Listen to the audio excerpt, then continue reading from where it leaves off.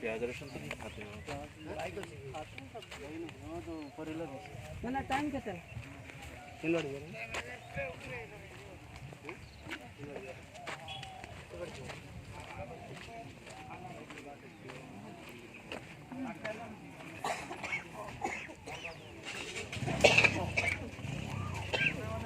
plate बड़े जमे